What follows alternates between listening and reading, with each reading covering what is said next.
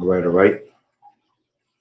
Shalom, shalom. I'd like to start off by saying, Barakatah Yahawah, Barakatah Yahawashi, call the Lord and lie, Yahawah, Bahashem, Yahawashi, Bahashem, Barak, Barakatah. Double honors to the elders and apostles who break millstone, who do well. Blessings and salutations to the hopeful elect that's scattered abroad, the Akim and the Akwat that's listening in. Yahweh Ratazal, Lord willing that the lesson is edifying. So, Brother Shawab, I'm going back at you with another lesson.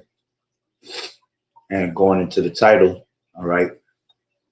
Eye has not seen nor ear heard what's prepared. Okay. And, you know, in the midst of all this wickedness that's going on around the world, all right, in the midst of all these, you know, prophecies that are coming to pass, all right, the one prophecy that we are, you know, urgently waiting for, all right, is this kingdom. You see, this is what we're doing, all right, the works of Yahweh Bashim Yahawashi for, all right, to enter into true rest, okay, as the scriptures say, all right, let us labor to enter into that rest, right? This is Hebrews, I believe that's, yeah, Hebrews. 1 second. This is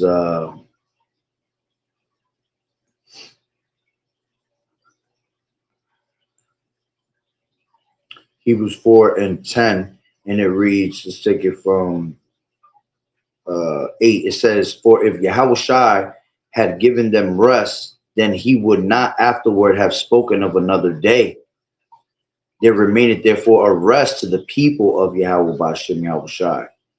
All right, and yeah, we see we're waiting for a special rest, okay, because we have completed, all right, our captivities here, all right, this being the seventh one, which seventh represents, all right, completion, okay, and the Lord, you know, just like the Lord, right, from his works on the seventh day rested, all right, well, we through the Spirit, you know, have been through these 7 captivities, all right, 7 different ass whoopings, basically, all right, and now we are going to enter into a special rest, okay, as it tells you in Lamentations 4:21, it says, rejoice, 22, it says, the punishment of thine iniquity is accomplished, O daughter of Zion. He will no longer carry thee away into captivity. He will visit thine iniquity, O daughter of Edom. He will discover thy sins, all right? But the point is, all right, the punishment of thine iniquity, all right, is accomplished, you see? And that's what's about to happen. We're about to complete this last captivity, all right, and enter into a true rest, okay? It's almost like in the spiritual sense, we, like the Lord did 6 days of work, all right? And the 7th day he rested, okay? Well, you know, we went through these 7 captivities, right? Almost as if it was work, okay, to learn righteousness, right, to appreciate righteousness, all right, and enter into a true rest for the rest of our lives, the rest of our days, all right. So Hebrews 4:9, it says, there remaineth therefore a rest to the people of Yahweh. All right, which in the NLT it says, so there is a special rest still waiting for the people of Yahweh, right? For all who have entered, for all who have entered into Yahweh's rest have rested from their labors, just as Yahweh did after creating the world. You see, that's the spirit right there. Because I didn't even know it said that in the NLT, right? It says, so let us do our best to enter that rest. Right, but if we disobey Yahweh as the people of Israel did, we will fall. You see, and KJV says, "Let us labor, therefore, to enter into that rest, lest any man fall after the same example of unbelief." Okay, so you know we're doing this, all right, to be able to be part of that new heaven, that new earth, all right, where there dwelleth in righteousness, to be the first fruits, all right, of the kingdom. All right. See, to be the first fruits of the kingdom comes with special rewards. Okay. The ones that come after, that are going to come into the kingdom with their heads down, yeah, they're not going to have the same type of uh they're going to be Israelites. They're going to enter into that rest anyway, eventually, right? But they got to walk around in the kingdom with their head down. So they're not going to have the rewards that the first fruits of the kingdom get. You see, we're going to be able to, you know, enjoy things that the others won't be able to enjoy.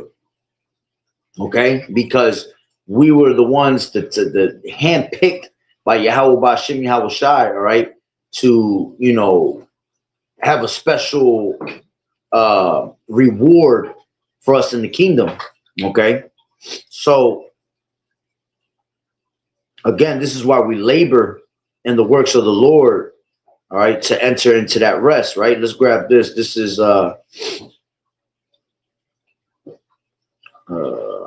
Second Ezra 8 and 51, and it reads 52. For unto you is paradise opened, the tree of life. You see, so for unto us paradise is open, man. All right, the elect, paradise is open unto you. All right, the Lord said in Second Ezra 5 and 8 and 1, right? It said, and he answered me, saying, the Most High Yahweh has made this world for many, but the world to come for few. You see, I will tell thee a similitude, Ezra's, as when thou askest the earth, it shall say unto thee that it giveth much mold whereof earthen vessels are made, but little dust that gold cometh of. Even so is the course of this present world. There be many created, but few shall be saved. You see, so there's not a lot of us, all right, that are meant to be that gold that's going to be tried in the fire, man. And because you're tried in the fire and you pass, all right, and the Lord finds you as gold, see, that's why you're going to have a special type of kingdom, a special type of reward for you, man. All right, because hey, the world to come is made for few. Okay, but the world here, all right, the world of this wicked ass society, all right, is made for many. Okay, and that's why you see a lot of these people, all right, 2/3 of our people getting everything they want on this side, because the world that's created here is for them, you see. But the world to come, the kingdom to come, is not. Okay, again, eventually they're going to come out through the loins of the elect and they're going to be all right. All right, but man, when you come back to the loins of the elect, you're going to already miss, you're going to miss all the excitement of the kingdom. You're going to miss when Yahweh Shai put all these heathens into subjection, right? You're going to miss, you know, seeing Yahweh Shai, you know, put down each and one of these damn devils, right, in captivity.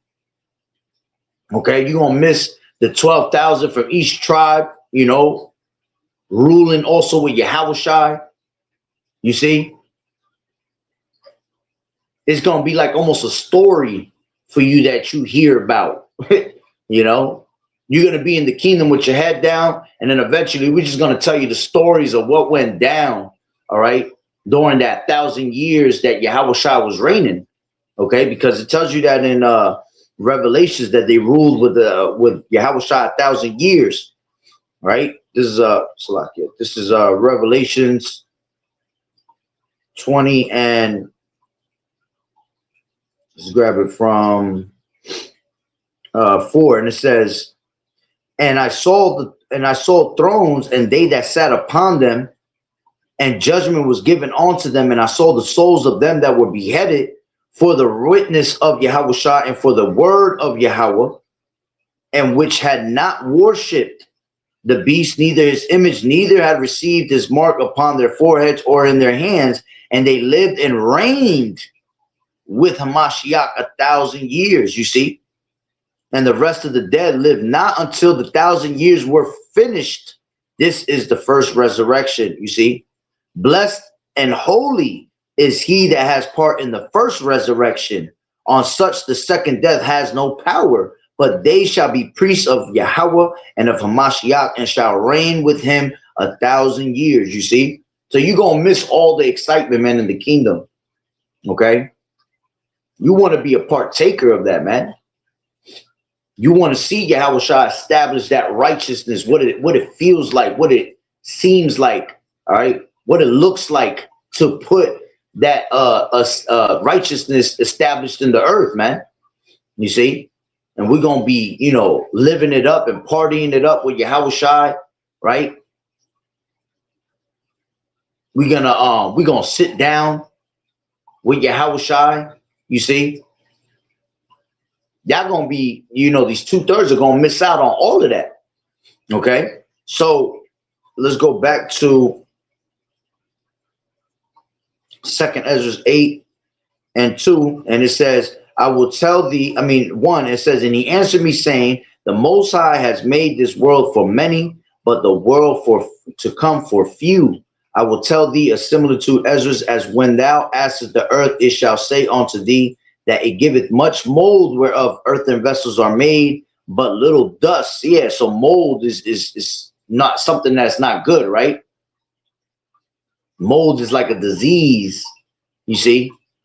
So this place gives you much mold, right? That's why it tells you set your affections on the things above, right? And Matthew's, let's grab that real quick. Matthew 9:20 and 19, and it says, did I say 9? My bad. 6. Matthew 6:19, and it reads, lay not up for yourselves. Let's go up actually. 19. Lay not up for yourselves treasures upon earth, right? So we're going to set our affections on the things above, right? It says where moth and rust does corrupt, you see, and where thieves break through and steal, but lay up for yourselves treasures in heaven, where neither moth nor rust, you see, does corrupt, and where thieves do not break through nor steal. For where your treasure is, there will your heart be also. Okay, let me see this word mold, right? Matter of fact, Salakia, let me just go into this word moth, right? Moth.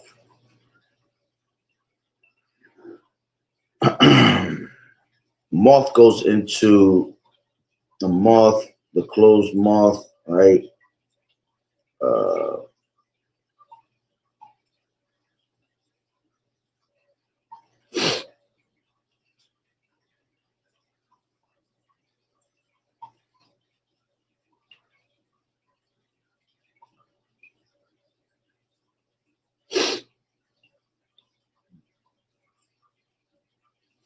Also swallow. It's really not saying nothing. It's talking about horses and right.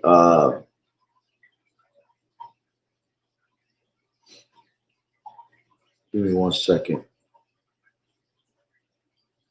I'm not gonna spend too much time on it, but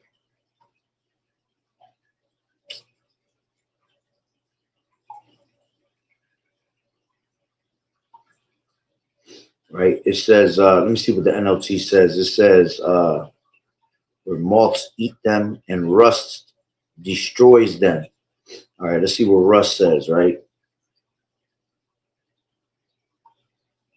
Rust goes into corrosion, okay? Right? In a wider sense, corrosion. So mold is like corrosion, okay?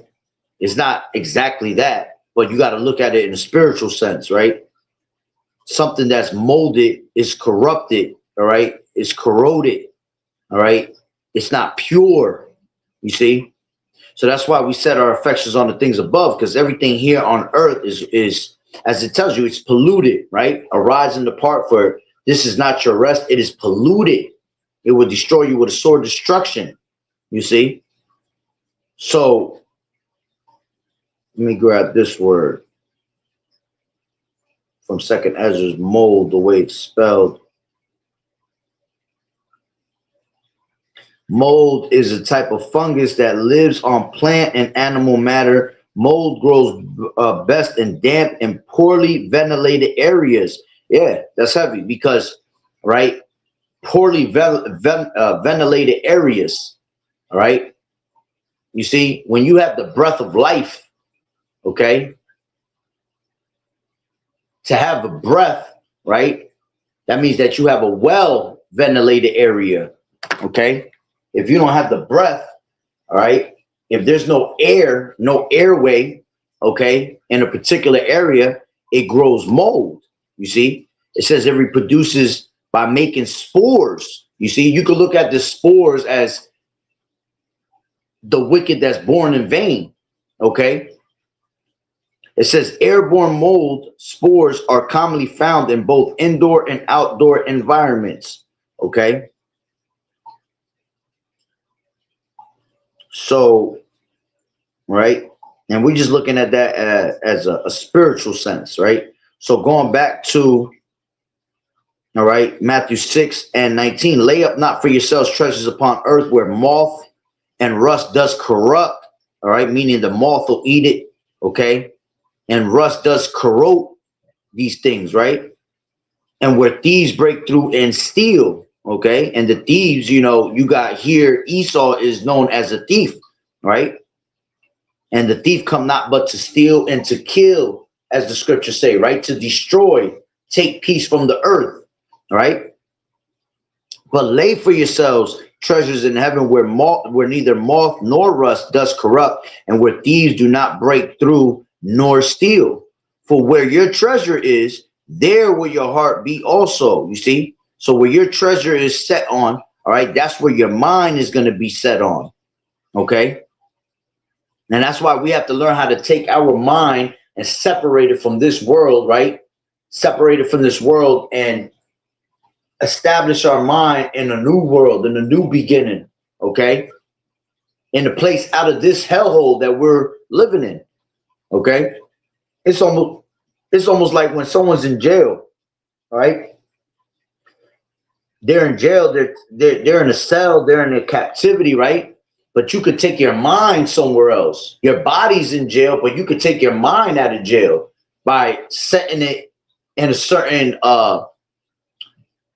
by taking your thoughts and setting them somewhere that's a more beautiful place, you know, as to speak, right?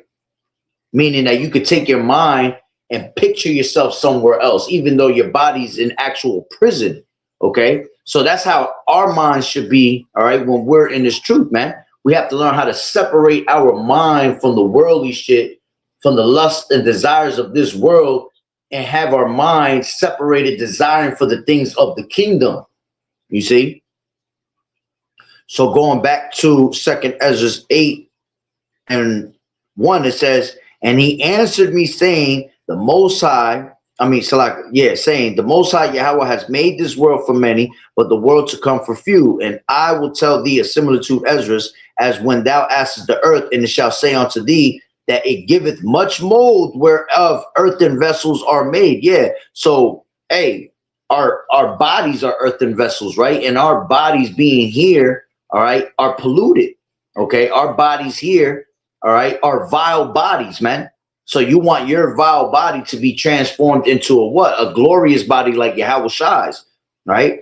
It says, but little dust that gold cometh of, even so is the course of this world. So meaning in this place that where there's nothing but mold, right, and rust, all right, little bit of gold comes out of it. It's hard to find gold, all right? It's almost like, that's why this knowledge, wisdom, and understanding is so golden, right? The scriptures say, who could find a virtuous woman, right? That she's more, that she's not to be compared to rubies, all right? That's not only just talking about a woman, it's actually really talking about the knowledge, wisdom, and understanding that we have, man. Okay? Because the woman, the knowledge is considered as a woman onto us, especially us men in this truth, you see? So when you find a virtuous woman, all right, she's far above rubies, man. You see, nothing is to be able to compare to it. All right. It's a golden thing to find the knowledge that we have. All right. Because that golden knowledge that we have is going to make us that gold. Okay.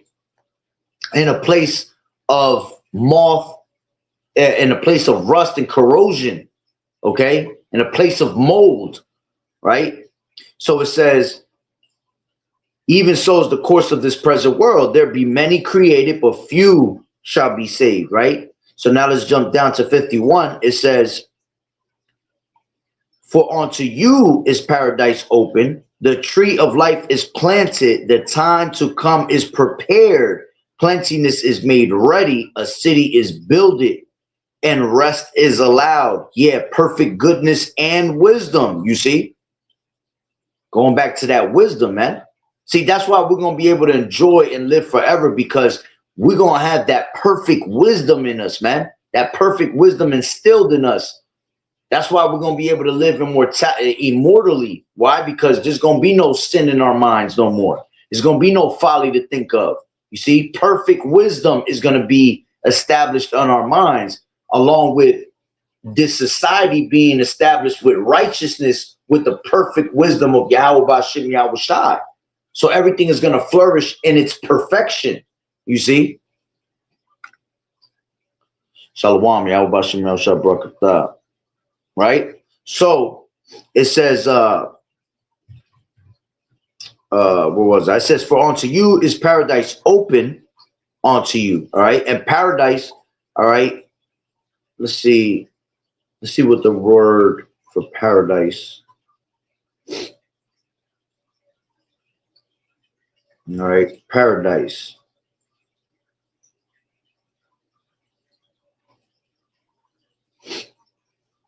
Paradise in the interlinear, okay, goes into paradisios, right? Let me just see what it says. I found the word paradise from a certain scripture. The upper regions of the heavens, according to the well, before the fall still exists. All right. In Eden, place of future happiness. Woo, you see? Yeah, because paradise is going to be like the Garden of Eden, but 144 times better. You see? So it says, Strong's definition, paradisios, it goes into an Eden, all right? Like Garden of Eden, right? Place of future happiness, paradise. All right, and that's what that's what we want. We want that future happiness, man. Okay. Matter of fact, let me see what this word in the word etymology, because there's no interlinear for it in Second Esdras. Word etymology online, paradise. All right, paradise. Yeah, see, word etymology online, paradise goes into, it says the Garden of Eden. Okay, but it's gonna be better than the Garden of Eden. All right. It says the abode of the blessed. You see, it's going to be a place, a Garden of Eden that's with many people that are blessed. You see, the elect is going to be so blessed in the Garden of Eden. That's the rewards that we're going to have in this side, man.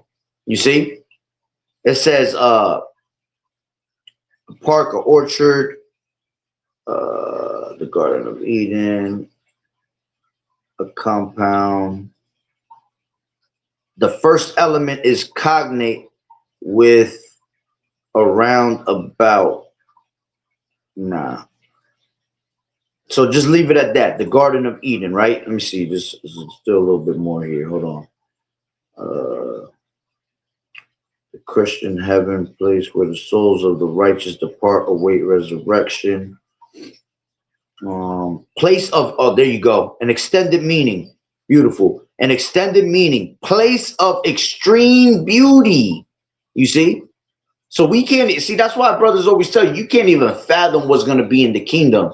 We have we can set our affections on the things above. We can imagine what it's going to look like, but whatever you're imagining is going to be 144 times better than what you have been imagining.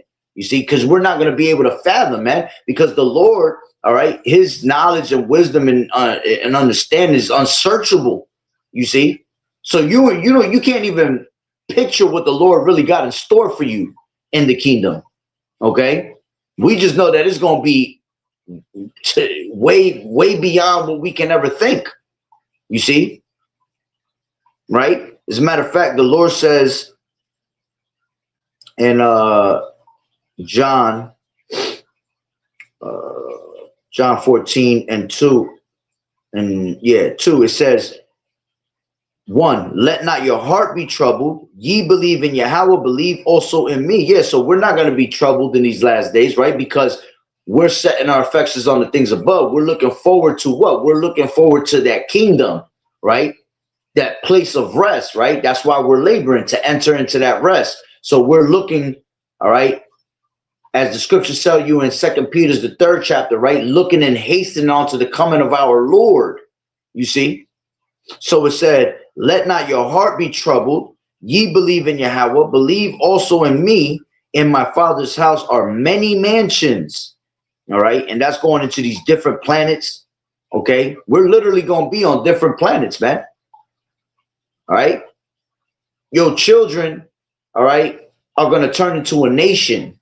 One child shall turn into a nation. One child shall own a planet.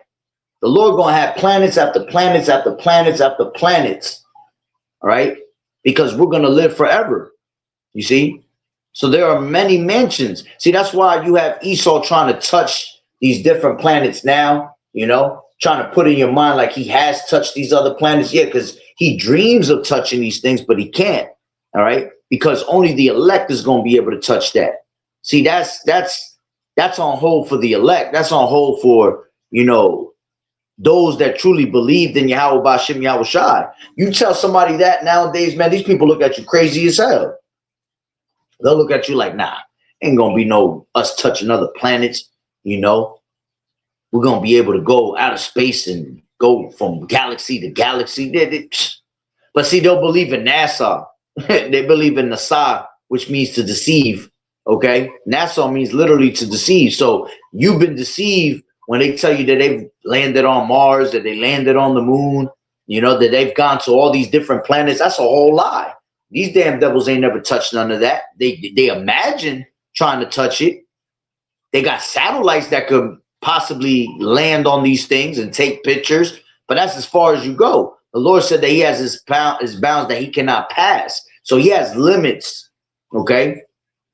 The Lord not going to allow him to go that far because it's not meant for him to have that, you see? It's not meant for them to see that.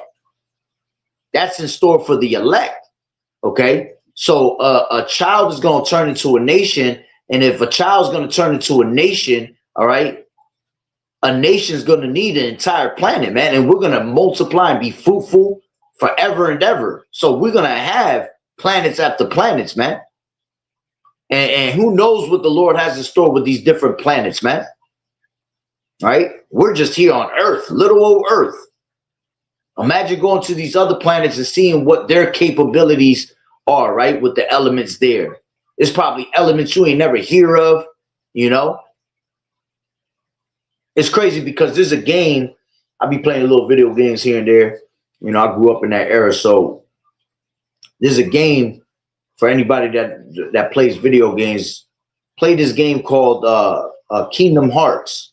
That's a fire game right there, because it's crazy. In that game, it shows you how they can go into different planets.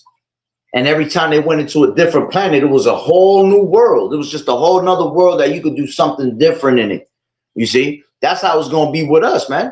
We're literally going to go to planet, and every time we land on a different planet, it's going to be a whole new world that you ain't never experienced. You see? And going into the Lord's wisdom being unsearchable, right? And he faint not. You see? That it all makes sense. That we're going to be able to explore forever and ever and ever again. For you to live eternally, right?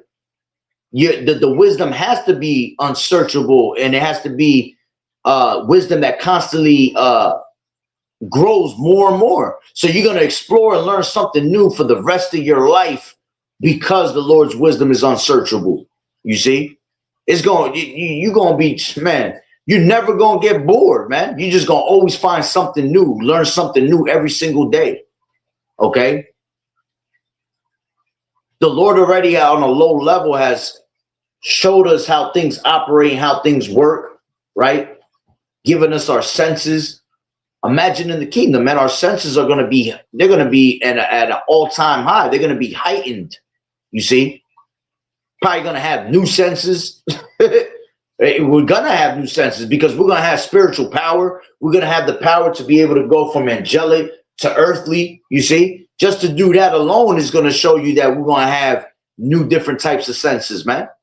See, we're in these everlasting chains of darkness, man. So our bodies are not into its full potential at all. We're not even using 100% of our brains. We're using 10%, right? I think they said that the dolphin is the one that uses the most of its brain here in society, and they use like 24 or maybe 34% of their brain, okay? And the dolphin is smart as hell. I think they say that, let me see, hold on real quick. What percentage of the brain does humankind use? Humans actually use almost 100% of their brain throughout the day. Yeah, the right. idea that we only use 10% is a misconception. No. Brain scans show that even during simple tasks or sleep, most brain areas are active. If we were using 100% of our brains, we will have spiritual power already. We will be doing some out of this world. Man, listen, if we were using 100% of our brain, we wouldn't even be doing half the wickedness that we do. So let me put it to you like that. So that's a whole lie that we use 100% of our brains. Okay.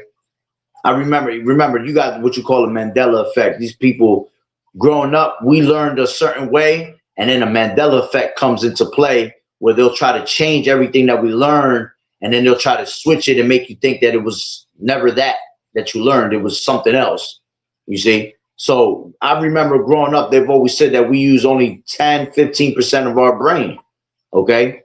And it makes perfect sense, because if we knew how to use 100% of our brain, we'd be able to manipulate elements already, you know? And and it's in us to do it, all right? But the Lord has snatched that power from us, right? Because we're no longer walking in the form of gods, right? Because the scriptures say that we will be like gods, okay? So we're not gonna be God, all right? Well, you know, God just means power, all right? But we're not gonna be the Most High. We're not gonna be Yahweh, right? We're not gonna be YAHAWAH'S, but we're gonna be little mini YAHAWAH'S, man. Okay. So imagine us being able to have our full potential to do these things, man. We're unstoppable. And we're already creative with the little bit that we're allowed to use of our brains, man. Imagine how much more at its full potential. You see? We're the former of all things, man. We're going to be creating things out of this world, right? So let's go back, right, to John 14:2. In my Father's house, there are many mansions. Let me see what this word mansions goes into in the linear, which goes into Monet, right? It says a staying, abiding, dwelling, abode, to make in one's abode, metaphor of the power of the Holy Spirit indwelling believers. Okay. Staying resident, the act or the place, abode, mansion. All right. Didn't really say much. You see, it has a root word which means meno, right? It says to sojourn in reference to place, tarry, not to depart, to continue to be present. You see, to be held and kept continually, to continue to be, not to perish, to last and endure. So we gotta have, see, that's why the scriptures say here we have no continuing city, man. But see, in the kingdom, it's a continuous city, right? A place, it says to be held, kept continually, to continue to be, not to perish. And that's exactly what's going to happen. We're not going to perish in the kingdom. Okay? The Lord going to wipe away all our tears. He's going to wipe away death, pain, all of that, man. So we're going to be able to continue for all the days of our lives. We're not going to be able to perish, to last and endure. You see? We're going to endure forever and ever. It says of persons to survive, live. Matter of fact, that's pretty much the point on that one. That's the one that hit. Okay? So to continue to be, not to perish, to last and endure. Okay? Now, damn, I got an itch on my nose. It's crazy. Let's go back, right? It says, in my father's house there are many mansions. If it were not so, I would have told you. I go to prepare a place for you. You see? So the Lord has already prepared this place for us, man. And still preparing, right? And if I go, and that's why, see, that's why when you be seeing NASA come up with these different images, and they'll come up with new videos all the time, and they discovered a new planet or a new galaxy. See, that's the Lord having those things prepared for us, man. And through their lenses of technology, right? Through their telescopes, through their, multi-trillion-dollar lenses created on a satellite dish, all right? They pick up these new galaxies and planets all the time, because that's the Lord preparing that place onto us, man. Preparing that place for us. You see? It says, and if I go and prepare a place for you, I will come again and receive you unto myself, that where I am, there ye may be also. And whither I go, ye know, and the way ye know. You see? So in the NLT, it says, there is a more than enough room in my Father's home. Okay? Yeah, because of the planets. If this were not so, would I have told you that I am going to prepare a place for you? When everything is ready, I will come and get you, so that you will always be with me where I am. And everything is ready right now, man. Going back to 2nd Ezra's, right? 8 and 51. And it says, 52. For unto you paradise is open, the tree of life is planted, the time to come is prepared. You see, it's prepared. That's why we're at the end of this thing right now, man. Because everything is prepared. That's why everything is collapsing, man. Because the kingdom is being translated from one people to another. You see, one that is profitable is about to be set in it, right? Which is YAHAWAH'S. It says, the time to come is prepared. Plentiness is made ready. A city is builded. You see, the city is built, the kingdom, and rest is allowed. Yeah. Perfect goodness and wisdom. Plentiness is made ready. Okay.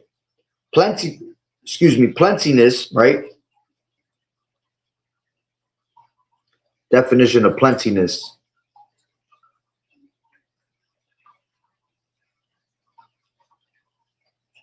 Definition of plentiness. Plentiness, right, is in, it says, the quality of being plentiful, abundant, and ample. Yeah, you see? So we're searching for the abundance of Yahweh B'Shem YAHAWAH'S, setting our affections on the abundance of the Lord. See, these people set their affections on the abundance here, right? That's why they turn away from the word of the Lord, right? It tells you that in Ecclesiasticus 27, real quick. Ecclesiasticus 27 and 1, right? It says, many have sinned for a small matter, and he that seeketh for abundance will turn his eyes away. You see, he gonna turn his eyes away from the truth, man. Okay? Many have sinned for the smallest matter because they seek the abundance of this world, because they're walking in the flesh. But if you walk in the spirit, you see, walking in the spirit, all right, You're seeking for the abundance of Yahweh Ba'Shem Yahweh Shai, right? So it says, it is formed by combining the word plenty with the suffix ness. It acts as a synonym for abundance, plenitude, and plentiness, describing a state where something exists in large quantities. Yeah, you're going to have everything in large quantities, man. Right? It says it implies a large quantity or a supply that is more than enough. Yeah. In the kingdom, you're going to have more than enough, more, so much that you're not even going to know what to do with it. You see? That's why you're going to be in such joy. You're going to be so overwhelmed in joy because you don't even know where to start with the plentiness and abundance that the Lord's going to give you, man. Shalom, Sister Yahweh Shem Yahweh Shah Barakatah. All right? Matter of fact, let's take that word abundant. Right? Abundant means, refers to something existing or occurring in large quantities, often more than enough, plentiful, and ample. Same thing. Same thing being said. All right? Yeah, look, synonyms go into rich. See, that's why the Lord said, see, to have faith in this word, to have faith that this kingdom is coming, that's why you are rich, right? The Lord said, I know thy poverty, right? But thou art rich, okay? Why? Because the faith that you have, because of what he has in store for you, all right? Is what's going to make you even more rich. You see? Rich, right? Definition of rich, right? Wealthy, affluent, opulent, meaning having goods, property, and money in abundance. You see, we're going to have all that. We're going to have the best of goods, right? It's going to flourish in its prime at all times. It's going to be in its entire purity. Everything that we're going to eat, everything that we're going to drink, the air we're going to breathe, okay, it's going to be in its pureness, man, right? It says having goods, property, man, property going to be, we ain't going to settle for a little acre, 2 acres, 3 acres, man. You're going to have the whole earth. The earth is going to be, the earth was created for our sakes, like the Lord said, man. So you're going to possess an inheritance with the earth, with the rest of these planets, man. Like I said, one child's going to turn into a nation. So a nation is one child going to own the whole planet. You see, you're not just going to get acres of land. You're going to get a whole planet to yourself. Right? It says that money in abundance. Okay. Riches. Okay. Will there be money in the kingdom? I'm sure there won't be the money that we think here. Okay. But whatever our riches is in that time, all right, we're going to have plenty of it. Okay. All right. Riches implies having more than enough to gratify normal. It says to gratify, hold on. Where did that go?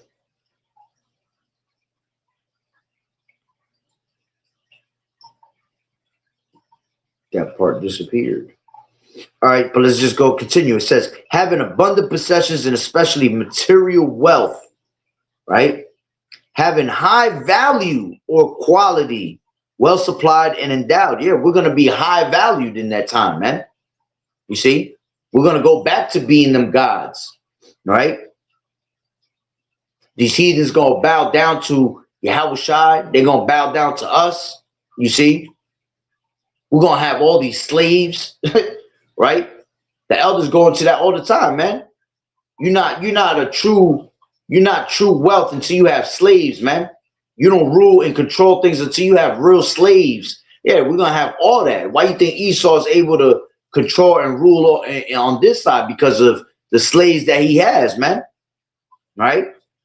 It says, magnificently impressed, vivid and deep in color. Yeah, woo, everything going to be deep in color.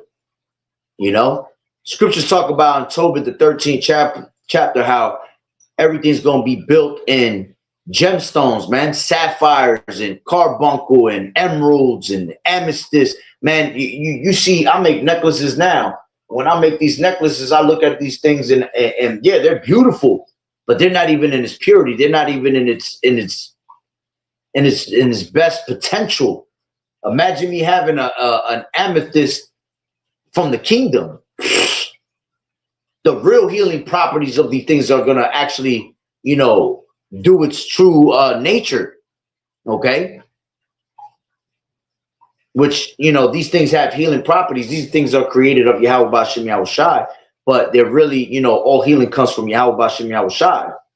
Okay, but these things are gonna be vibrant, flowers and grass and you know, trees. Man, they're gonna be so vibrant in that day because the earth is gonna be at rest also, right? Scriptures talk about that in Isaiah the 10th, what is that, the 10th chapter? Isaiah,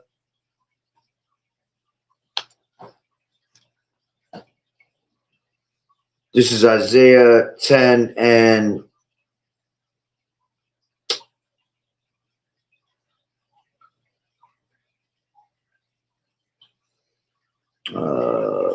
no, 14, my bad. 14 and 7, that's where it's at.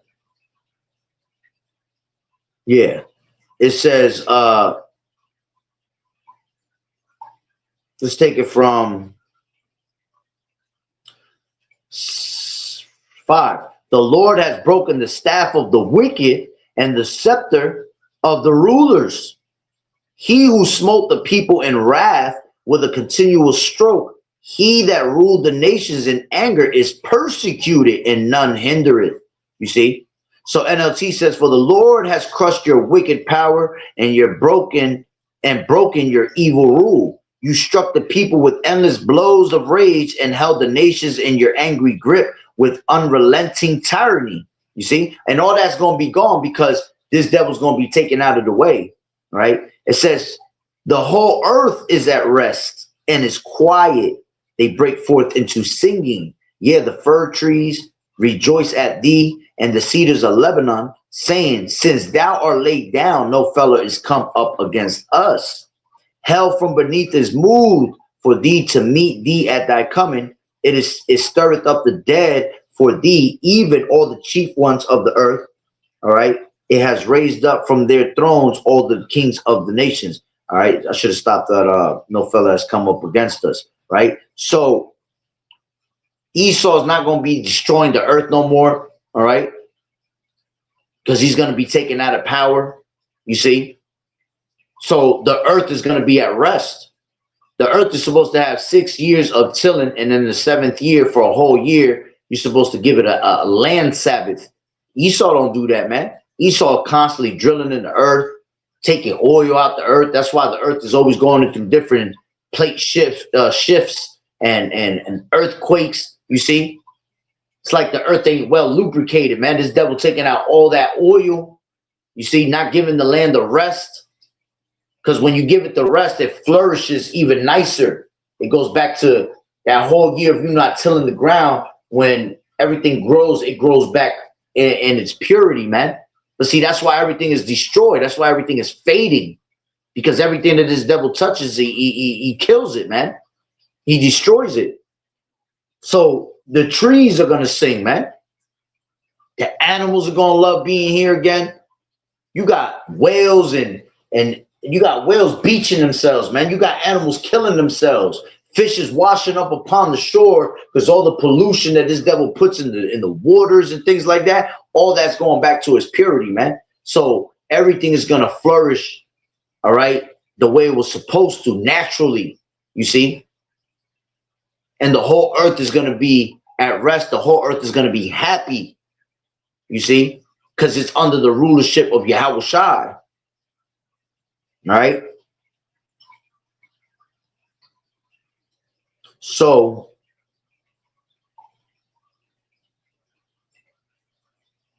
hold on.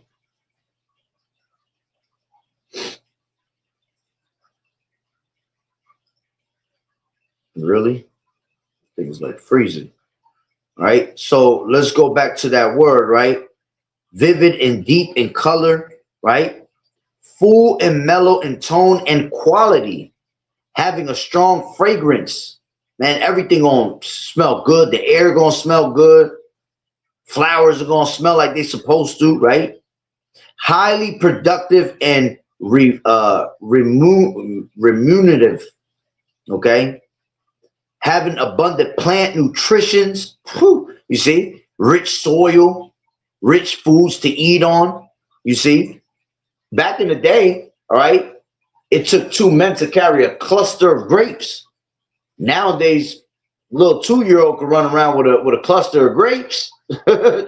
You see, because why? Things ain't in its purity, man. Everything here is fading and shrinking. Even us, we were at a higher stature back in the day, man. We were way taller. People were taller.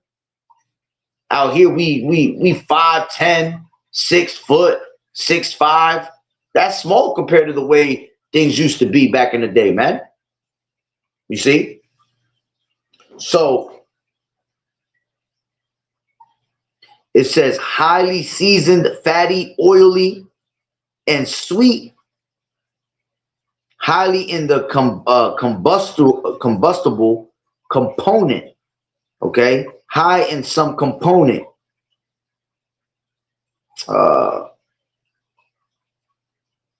Lush, rich meadows. Basically meaning pure and nearly pure. See, these are all different things for rich. Okay? And that's why the Lord said, you know, I know thy works and I know thy poverty, but thou art rich. Rich in faith, rich in knowledge, all right? And rich when you make that kingdom, being rewarded with everything, all right, that's been taken away from us, being given back to us, and 100-fold, right? So let's go back to John 14:2, right? And read that again. It says, in my Father's house there are many mansions. If it were not so, I would have told you. I go to prepare a place for you, and if I go and prepare a place for you, I will come again and receive you unto myself, that where I am, there ye may be also, and whither I go ye know, and the way ye know. Okay, so let's grab 2nd Ezra 8:52 again, and it reads, for unto you paradise is opened, the tree of life is planted, the time to come is prepared, plentiness is made ready, a city is builded, and rest is allowed, yet perfect goodness and wisdom. The root of evil is sealed up from you, weakness and the moth is hid from you, and corruption is fled into hell to be forgotten. You see?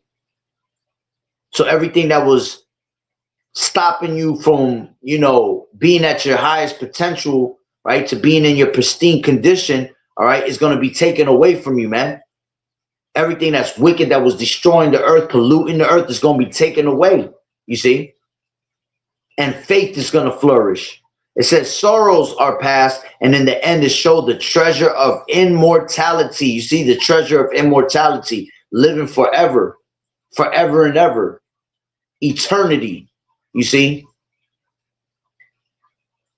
even our minds are going to be programmed for immortality by not being able to think folly, not even being able to sin no more, because the law, statutes, and commandments are going to be put in our inward parts. You see, so we're going to serve the Heavenly Father in pureness, right? The righteous manner, the righteous way, how we were always supposed to, okay? And the Lord's going to be well pleased with us at all times, man, all day long. You see, it says,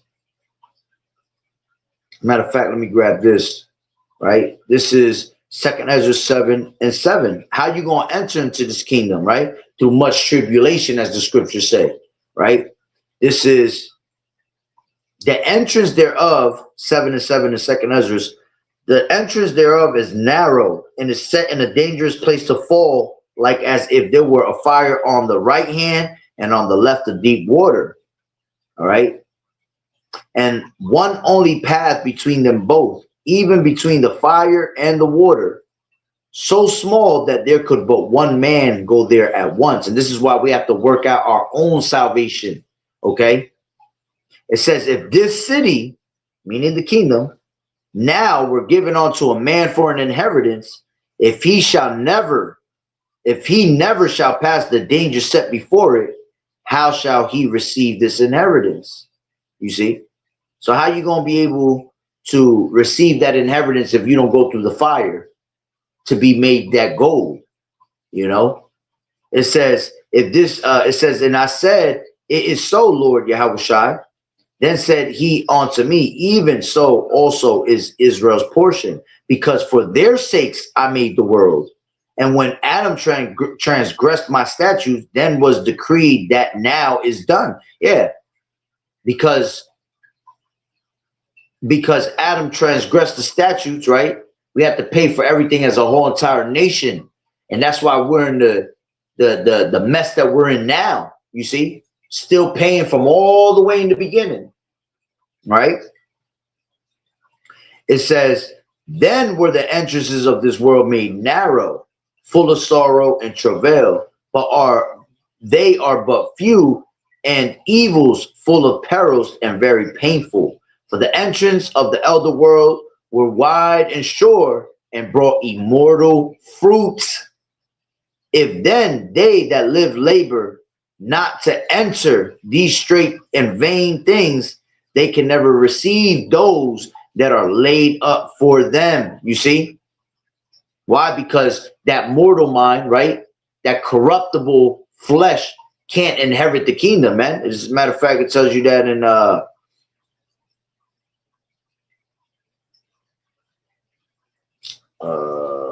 First Corinthians 15 and 50, right? It says, now this I say, brethren, that flesh and blood cannot inherit the kingdom of Yahweh. Neither does corruption inherit incorruption. You see? That's why you have to walk in the spirit. You have to be transformed. You have to go through that true baptism, being renewed in your mind, being washed in your mind to be able to enter into that kingdom. You can't enter into that kingdom with wickedness on your mind. You can't enter into that kingdom walking in the flesh, you know? Matter of fact, up it says, the first man is of the earth, earthy. The second man is the Lord Yahawashi from heaven, right? Matter of fact, let me take it up one. It says, howbeit that was not first which is spiritual, but that which is natural, and afterward that which is spiritual. Yeah, because the natural man receive not the things of the spirit, man. You see? So you have to go into you have to be spiritual in order for you to inherit the kingdom. You see? So it says, the first man is of the earth, earthy. The second man is the Lord Yahawashi from heaven. As is the earthy, such are they also that are earthy. And as is the heavenly, such are they that are heavenly. Yeah. Those that are of the flesh mind the things of the flesh. Those that are of the spirit mind the things of the spirit. Okay. So if you're walking in the spirit, you're going to receive what? Spiritual things, spiritual rewards, spiritual gifts. Okay. You walk in the flesh, well, then you get the rewards of this world, because everything here was created for many, you see, because not many could pass that test, right? Shalom, Malak, Yahweh Bashem, Yahweh Barakatan to you, brother. Right? This is Psalms 119 and 130, and it says, the entrance of thy words giveth light, it giveth understanding unto the simple. Yeah, you see? And to have that light is to walk in that spiritual light, man. To walk in that spirit. To walk in the steps and the footsteps of the kingdom. You see? Because even though we're in the valley of the shadow of death, right? The scriptures talk about how this knowledge, wisdom, and understanding is a light to our footsteps, right? It lights up our path, right? It tells you that even in first thing I think of is Proverbs 4 and 18. But the path of the just is as the shining light that shineth more and more onto that perfect day. You see? And that perfect day is what? That kingdom. You see? That's what we're waiting for. That perfect time.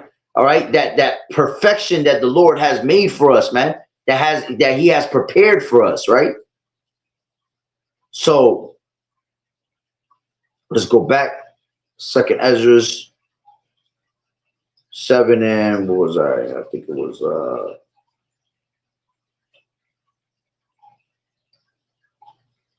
what was 14. It says, if then they that live labor not to enter these straight and vain things, they can never receive those things that are laid up for them. Now, therefore, why disquietest thou thyself, seeing that thou art but a corruptible man? And why art thou moved, whereas thou art but mortal? Why hast thou not considered in thy mind this thing that is to come, rather than that which is present? You see, you have to lay your affections on the things above, man. Forgetting the things that are behind you, right? And looking for the things that are ahead. Okay, because whatever's behind us is going to be given back to us, man. You see, that's why you should have no problem with letting go everything and leaving it behind you, never looking back. The scriptures tell you that, man. He that looketh back is not fit for the kingdom, man. You see, so it should be in your spirit to automatically let go of things and never look back, because hey, it's going to be waiting for you in the kingdom, you see, and more, right? You're going to receive 100-fold, right? It says, what was it?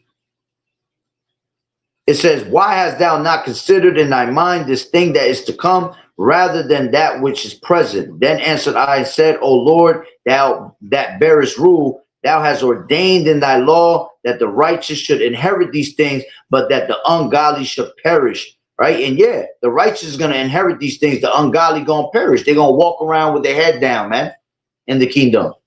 All right. And that's why we're not supposed to worry about how the wicked is going to be punished, what's going to happen to them. We're supposed to be in the spirit of what? Worrying about how the righteous is going to be saved. All right. What things we're going to inherit in the kingdom. What does the Lord have in store for us in the kingdom? All right.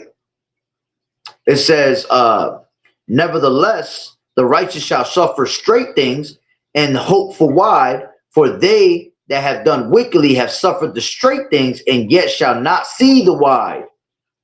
And he said unto me, there is no judge above Yahweh, and none that has understanding above the highest. For there be many that perish in this life, because they despise the law of Yahweh that is set before them. You see? For Yahweh has given straight commandment to such as came, what they should do to live, even as they came, and what they should observe to avoid punishment. Yeah, and that's why this law, right, tells you, the scriptures tell you in not second Ezra, Baruch 4:1, right? It says, this is the book of the commandments of Yahweh, and the law that endureth forever. All they that shall keep it come to life, but such as leave it shall die. Turn thee, O Jacob, and take hold of it. Walk in the presence of the light thereof, that thou may be illuminated. You see, you want to be illuminated, man. All right? Because when you're illuminated, the darkness can't comprehend the light. Okay? And you being illuminated, right, shows, gives you hope that you're of the elect, man. Because why? The world to come is made for few, and not many people, all right, are going to turn to the righteous ways, man. Most of these people turn to this world, all right, and that's why the Lord created this world for many. All right, remember Lot's wife. That's right. You look back like Lot's wife, it's a wrap. Right? This is 2nd Ezra 2 and 10, and it reads, thus saith the Lord. 2nd Ezra 2 and 10. Thus saith the Lord Yahweh, by Hashem Yahawashi unto Ezra, tell my people that I will give them the kingdom of Jerusalem, which I would have given unto Israel. Their glory also will I take unto me, and I give these everlasting tabernacles which I had prepared for them. Beautiful.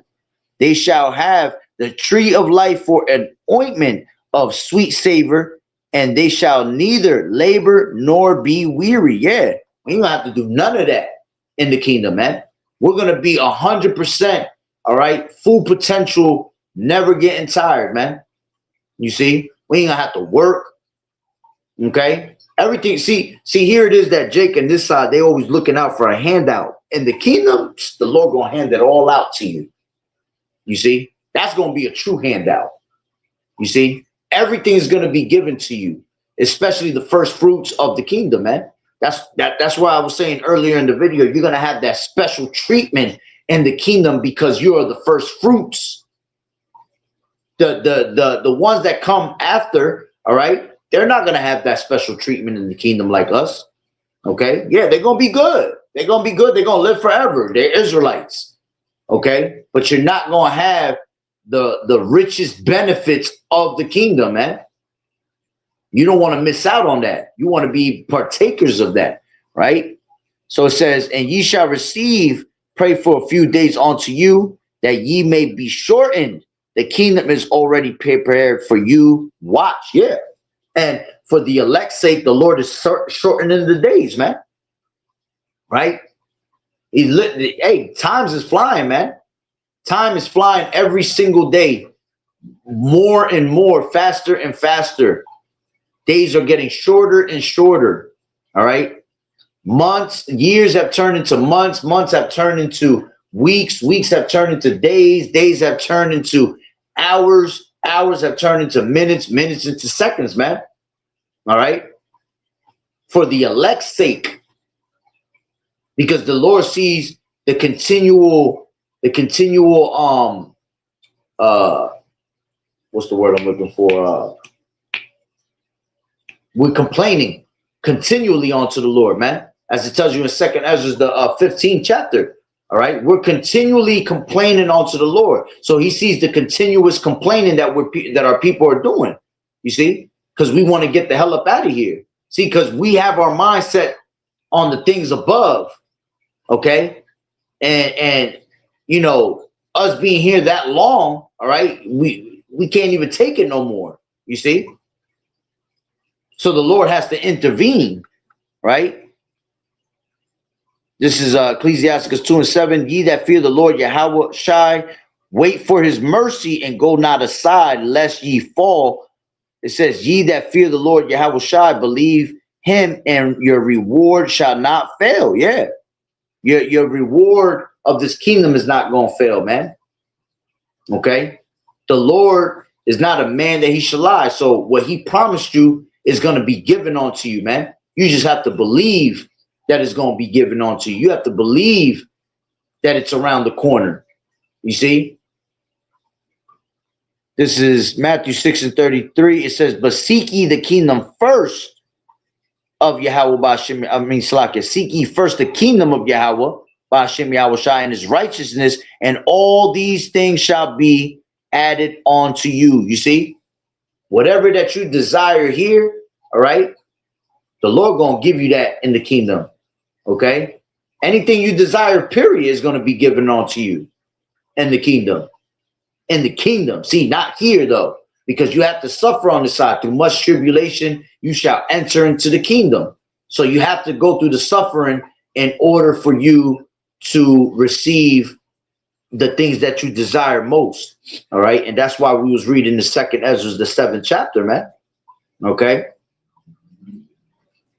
Let's go. I had quoted this earlier. I want to bring it out real quick, and I'm gonna start closing out. This is Tobit 13 and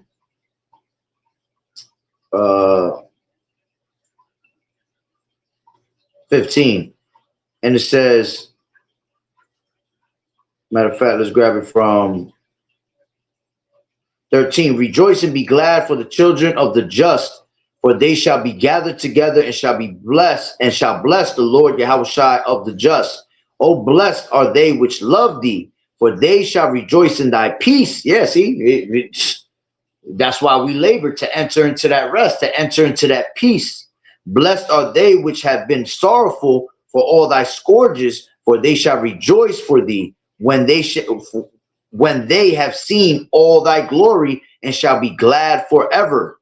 Let my soul bless Yahweh the great King, for Jerusalem shall be built up with sapphires and emeralds and precious stones, thy walls and towers and battlements with pure gold. You see, imagine that, man.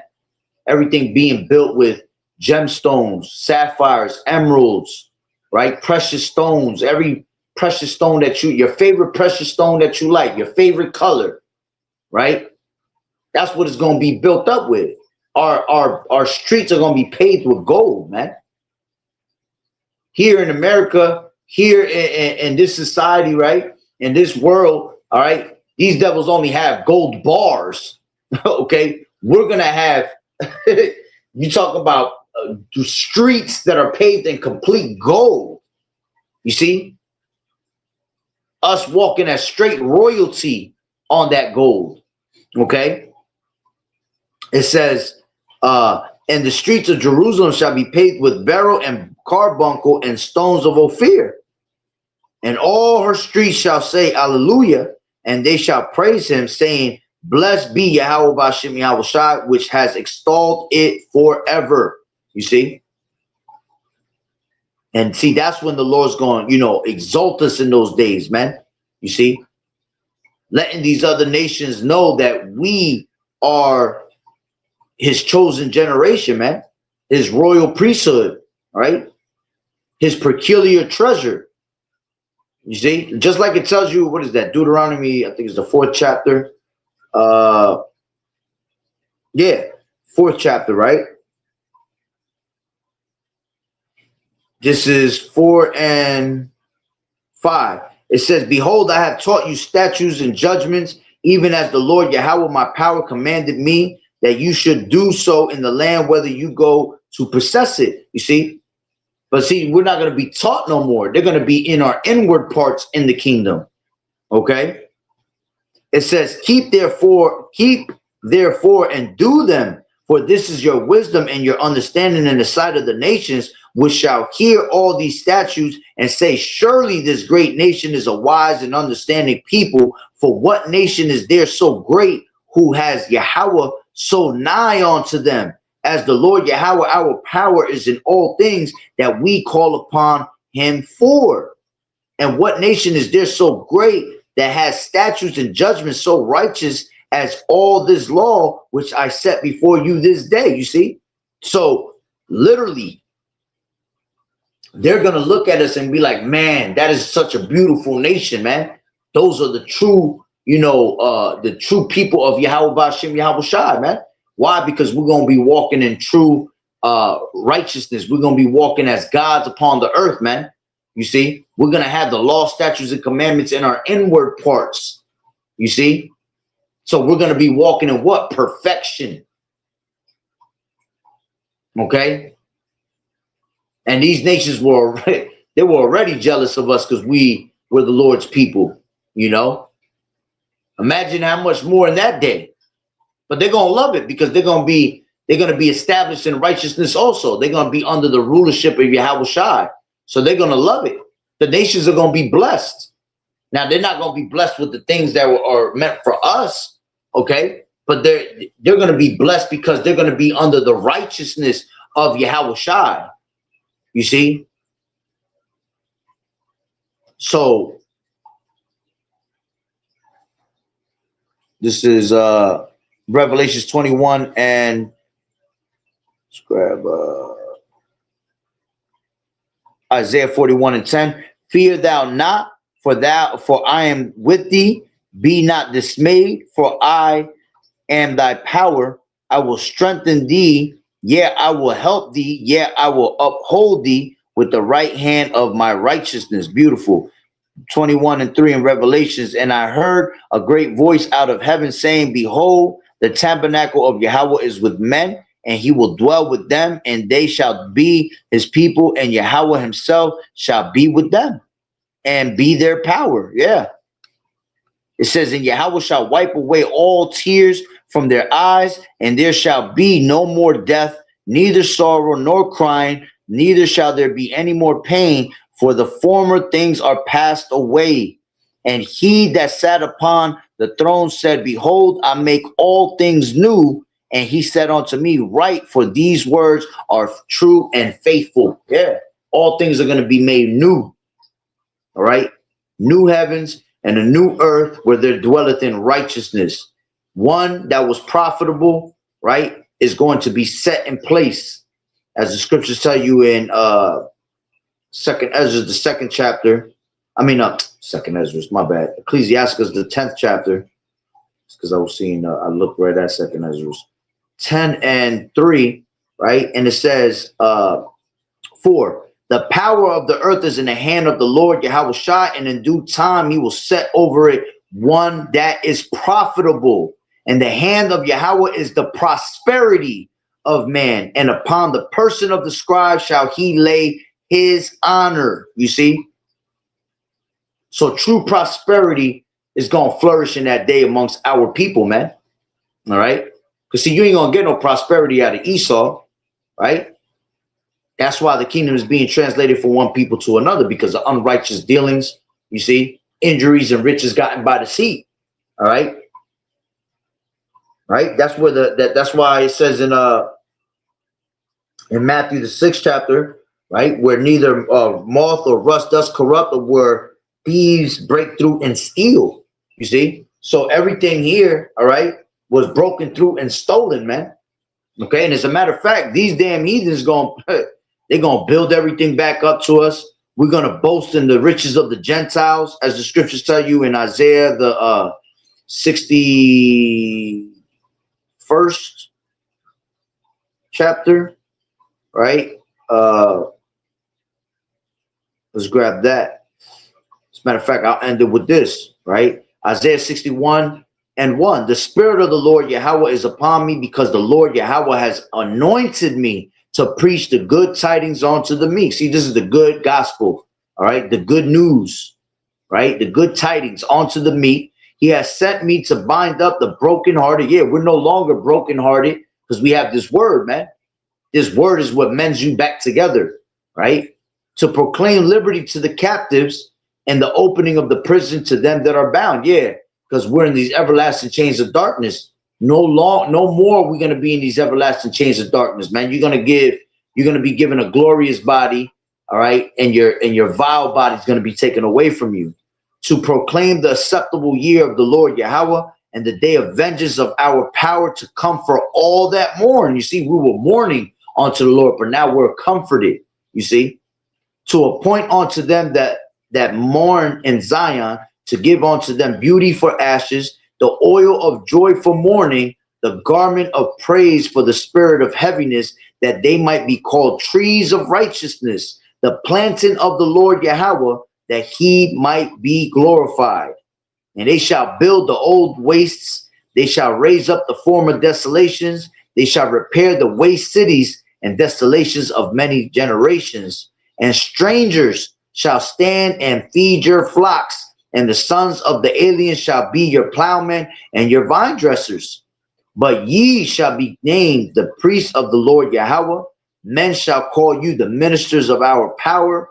Ye shall eat the riches of the Gentiles, and in their glory ye shall boast yourselves, man. You see? And you got our people that want to boast themselves in this place right now. You see? Wait for the Lord to be able to exalt you, so then you could really truly boast yourselves in the faces of these nations, man. You see? Because we're gonna do it in style, we're gonna do it in righteousness, man. Okay, we're gonna do it humbly. All right.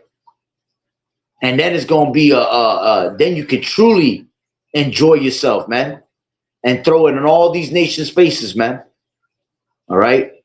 So, hey, man, that's what's coming to our people, man.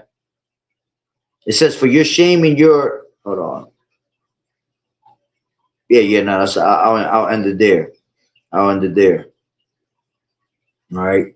So that's what we're waiting for, man. Okay. Matter of fact, let me end it with, let me grab that.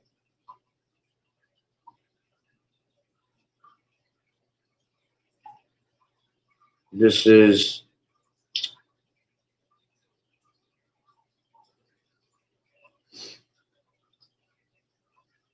I don't know. I'll go back out. This shit freezing.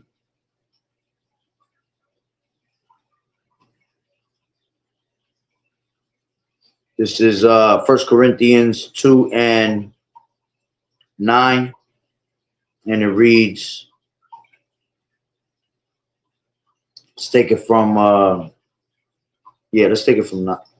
Yeah, let's take it from 9. It says, but as it is written, eye has not seen, nor ear heard, neither have entered into the heart of man the things which Yahweh has prepared for them that love him. But Yahweh has revealed them unto us by his spirit, for the spirit searches all things, yea, the deep things of Yahweh Bashem Yahweh Shai. All right. So we can't even picture what the Lord really has prepared for us, man. Okay.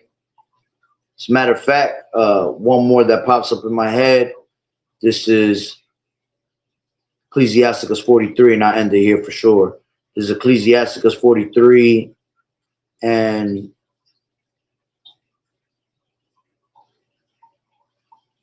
30. Let's take it from 29.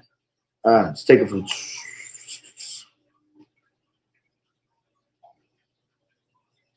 Let's take it from 26, right? It says, by him, the end of them has prosperous success, and by his word all things consist. We may speak much and yet come short, wherefore in some he is all. How shall we be able to magnify him? For he is great above all his works. The Lord Yahawashi is terrible and very great, and marvelous is his power. When ye glorify the Lord Yahawashi, exalt him as much as you can, for even yet will he far exceed. And when ye exalt him, put forth all your strength, and be not weary, for ye can never go far enough. Who has seen him that he might tell us, and who can magnify him as he is? There are yet hid greater things than these be, for we have seen but a few of his works. For the Lord Yahawashi has made all things, and to the godly has he given wisdom. Yeah, so, man, greater things than these that we've seen or we've heard, all right, are out there, man, okay? For we have only have seen but a few of his works, man. In the kingdom, you're gonna see all the works of the Heavenly Father. What's known, what's made for us to have. You see, the certain things are just gonna be made for Yahweh Bashem Yahweh Shai forever. That's out of our range. You see, but whatever is revealed onto us, which most of everything is gonna be revealed onto us. All right, as it says here, man. We have seen but a few of his works. See, so you should be excited to know what's in store for us to learn more about Yahweh Bashem Yahweh Shai. You see, to be able to explore more in the kingdom. Okay. So I'm gonna leave it there through the spirit. Lord willing, you were edified. Let me grab these last couple precepts. All right, this is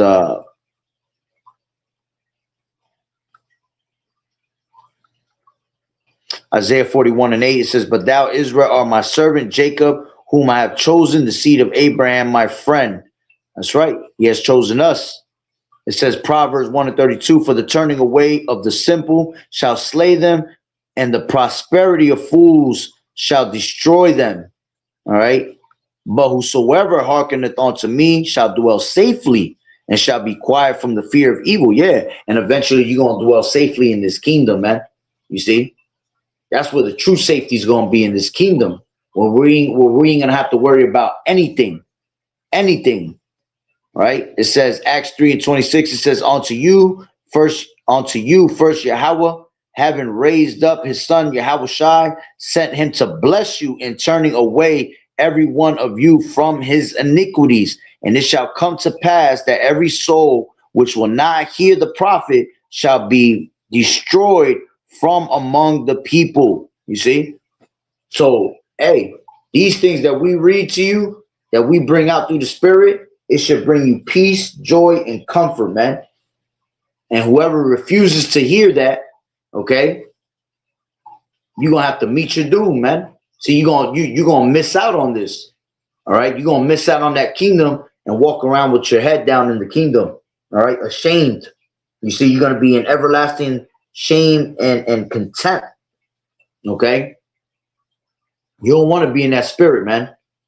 Even though you're making the kingdom, you're going to be plagued in the mind for a little while, wishing that you could have did the right thing. When you see all the benefits of the first fruits of the kingdom being given onto them and you can't be partakers of it, man, listen. All right. So I'm gonna leave it there through the spirit. The water for tuning in, brothers. The water for the scriptures. Beautiful scriptures as always. May Yahweh Bashem Yahushai dwell with you in your households and continue to watch over you, brothers, and continue to keep you mighty and strong through the spirit, pushing in the word. All right. In these last days. All right. So, with that being said, Barakatah Yahweh, Barakatah Yahushai, Kol V'Loim La, Yahweh, Bahashem, Yahushai, Bahashem, B'chakodash. Double honors to the elders and apostles of Great Millstone who do well. Blessings and salutations to the hopeful elect scattered abroad. The Akim and the Akwat that was listening in. Yahweh Ratazah, Lord willing that the lesson was edifying. To the next one, Shalom. Keep fighting the good fight of faith. Enduring as good soldiers of Yahweh Shai. You sisters continue to learn the silence, watch the true men of the Lord. And, keep throwing them prayers up as always, that we get out of here with we be taken out of here with a speedy riddance. All right, looking and hastening on to the coming of our Lord. All right, in these last days. All right, where they're looking forward to the new heavens and the new earth, where there dwelleth in righteousness. So Shalom, Yahweh Bashem, Yahweh Shah, Barakatah.